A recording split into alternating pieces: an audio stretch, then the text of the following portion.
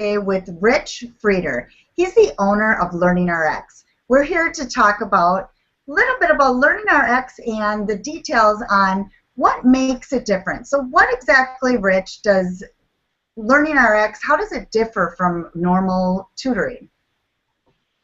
We get that question all the time, Janet. What makes LearningRx different is that tutoring is basically, if a child struggles, you're providing more academic content for the student.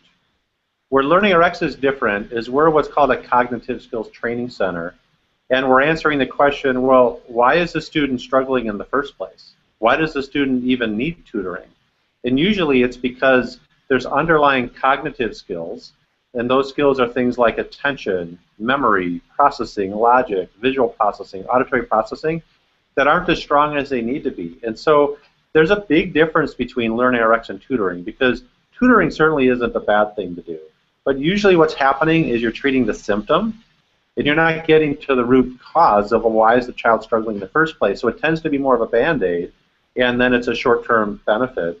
The benefit of LearningRx is we're identifying the root cause of why the child is struggling, and then we're customizing a program to strengthen the skills that are weak, that are causing the issue, and helping students overcome the struggle.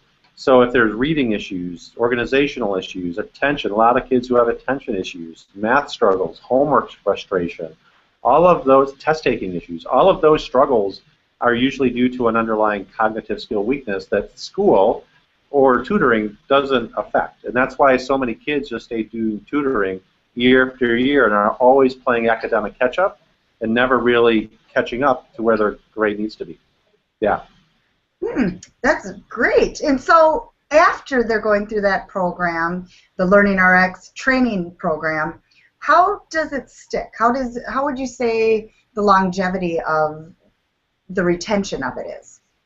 Yeah, well, that's one of the biggest benefits of our LearningRx training is that gains that students achieve here stay with them throughout life. I mean, as long as there's not an injury or something after training. Because and the difference is, again, it's not providing academic content. It's changing the way a child or an adult's brain is functioning, creating stronger neural pathways and more synapses.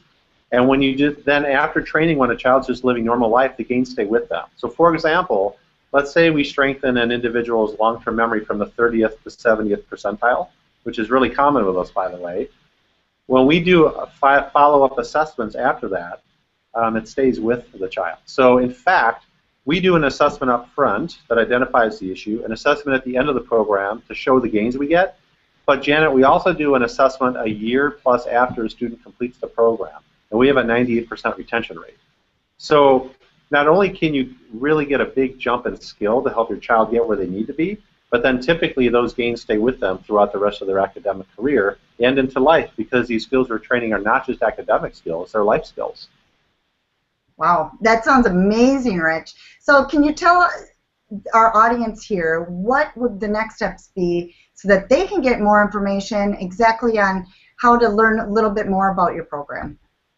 So two ways you can do that. One is just give one of our centers a call, and we'd be happy to answer any questions you have or even send information out to you that you can review for yourself. The best way, though, honestly, is if you have a child that's struggling, the best first step is to take or give us a call and schedule an initial assessment.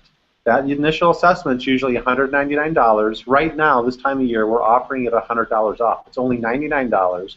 It's a standardized assessment called the Woodcock-Johnson 3 Test of Cognitive Ability. So it's a standardized assessment that identifies that child's strengths and weaknesses compared to other kids their age, and that basically tells why the child is struggling and enables us to figure out the right program fit for them to overcome those struggles. So that's the best first step that a parent can take, is figure out what's happening. That's half the battle. Because usually you don't really know often why a child is struggling until you do that. Great. Well, that's great information. What we will do, Rich, is we will put the information in the description on the YouTube video so that everybody can take advantage of that offer. Thanks a lot for your time, Rich.